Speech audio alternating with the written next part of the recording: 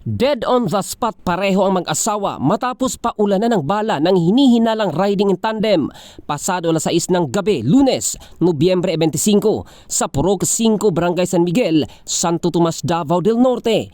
Kinilala ang mga biktima na sina Crescencia Mirandilla, 58 anyos at mister na si Rafael Mirandilla, tenant ng Banana Plantation at mga residente sa Pro 4 Unit 1, Sitio Padco, Barangay Kinamayan, Santo Tomas.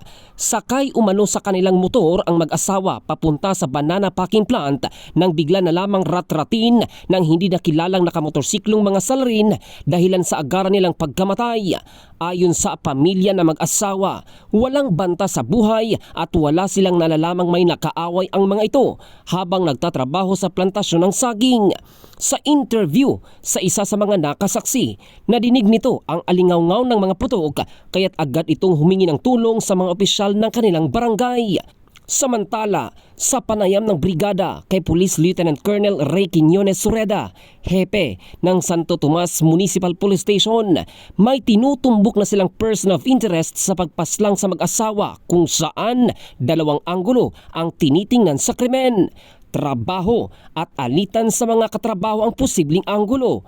Napag-alamang magre-retiro na sana sa trabaho ang biktimang lalaki sa darating na December 2024 at bago lang din ito nagdiwang ng kanyang ika-60 taong kaarawan. Sa ngayon, nagpapatuloy ang malalimang investigasyon ng pulisya.